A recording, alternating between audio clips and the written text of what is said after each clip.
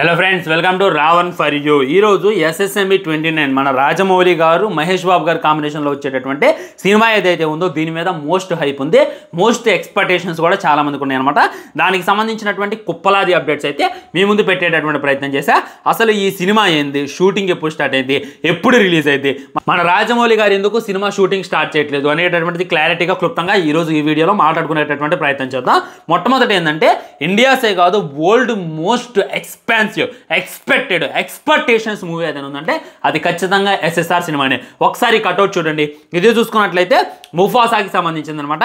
One and only మన మహేష్ బాబు గారు only ముఫాసాకి సంబంధించినటువంటి వాయిస్ ఓవర్ ఇచ్చారు.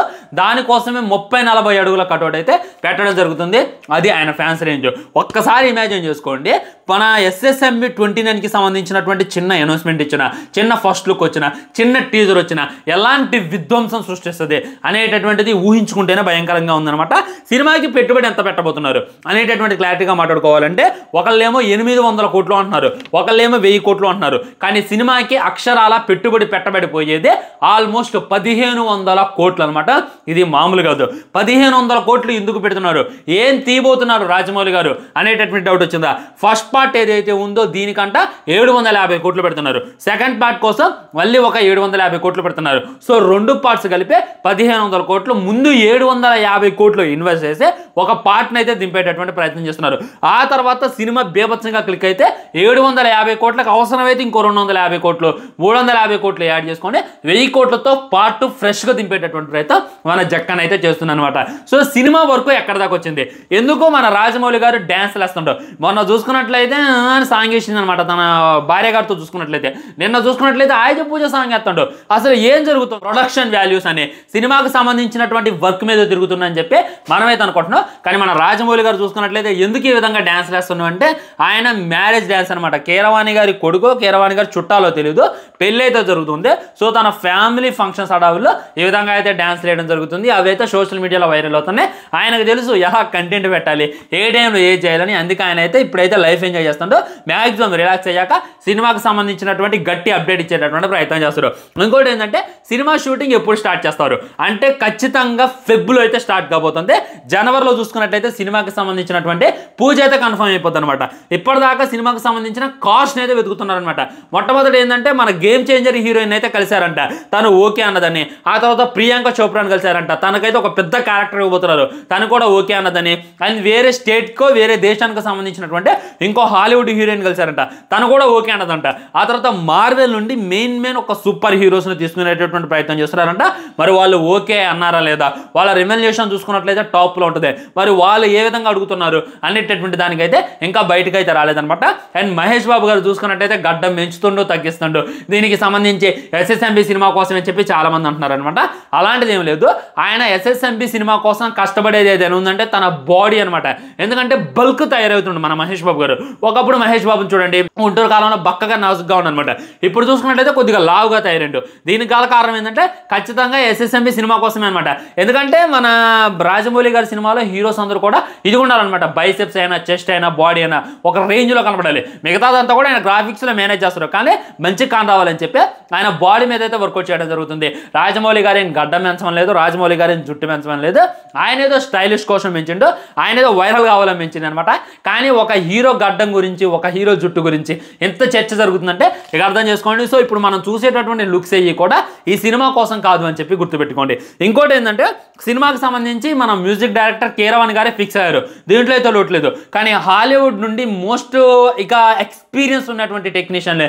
ఎందుకంటే ఈ సినిమా ఏదైతే ఉందో 1500 కోట్ల బడ్జెట్ అంటే ఆల్మోస్ట్ హాలీవుడ్ సినిమాకి ఏమాత్రం కూడా తీసిపోదు. కాబట్టి మ్యూజిక్ ఏదైతే ఉందో నెక్స్ట్ లెవెల్ ఉండాలన్నమాట. మన తెలుగు ఆడియన్స్కి నచ్చాలి, at the same time Hollywood audience కూడా నచ్చాలి. ఈ ప్రపంచంలో ఉన్నటువంటి ప్రతి ఒక్కడికి కూడా వెళ్ళిపోవాలి. కాబట్టి హాలీవుడ్ నుండి మంచి ఎక్స్పీరియన్స్ ఉన్నటువంటి టెక్నీషియన్లు అయితే పిలిపించుకునేటటువంటి ప్రయత్నం మన కీరవాణి గారు చేస్తున్నారు. కీరవాణి కీరవాణి గారు చూసుకున్నట్లయితే ఆయన మ్యూజిక్ పనిలో ఆయన ఉన్నమాట.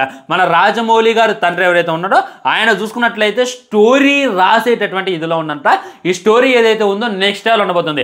ఇప్పటిదాకా రాజమౌళి గారి సినిమాలో మనం స్టోరీ అంతలా చూస్తున్నాం అనమాట. త్రిబుల్ ఆర్ స్టోరీ ఏముంటుంది ఫ్రెండ్స్, రామ్ చరణ్ చూసుకున్నట్లయితే ఆయుధాల కోసం, మన ఎన్టీఆర్ గారు చూసుకున్నట్లయితే పాప కోసం, అంతకుమించి త్రిబుల్ ఆర్లో ఏం లేదు.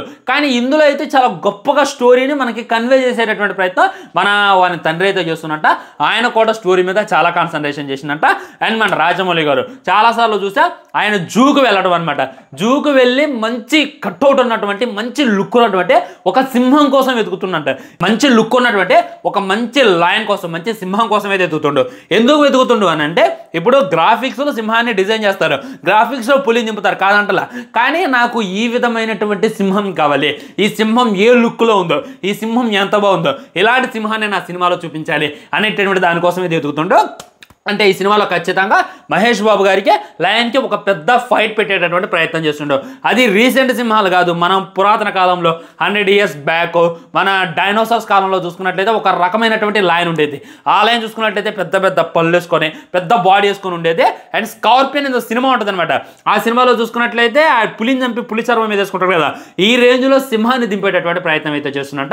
ఈసారి ఖచ్చితంగా మన టైగర్ అంటే ఎన్టీఆర్ ఏ విధంగా గుర్తొస్తారో, చిరుత పులి అంటే రామ్ చరణ్ ఏ విధంగా గుర్తొస్తారో, అదేవిధంగా లయన్ అంటే మహేష్ బాబు గారు గుర్తు రావాలని చెప్పి గట్టి ప్రయత్నాలు అయితే చేస్తున్నారు అనమాట.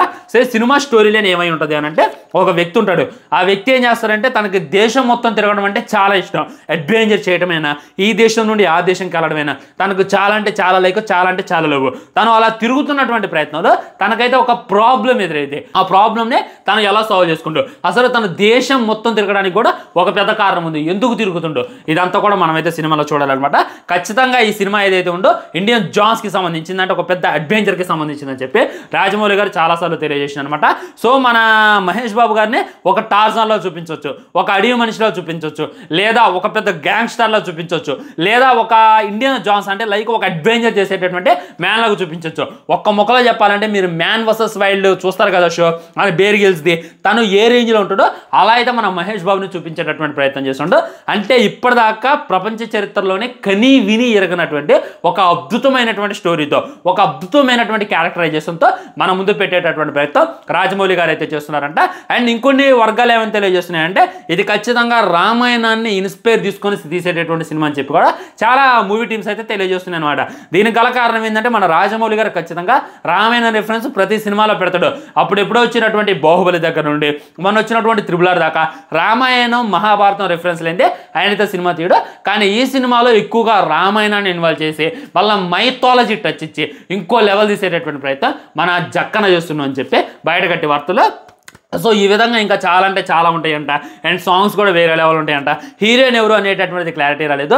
కానీ వన్స్ సినిమా షూటింగ్ స్టార్ట్ అయిందంటే బట్టికే ఖచ్చితంగా మన మహేష్ బాబు మనకు ఒక 6 సంవత్సరాలు 7 సంవత్సరాలు దూరం అవుతాడు అనేటటువంటిది రియాలిటీ, దీంట్లో అయితే డౌట్ లేదు. ఇక మీరు ఈ లోపల అయితే అడ్జస్ట్ కావటమే.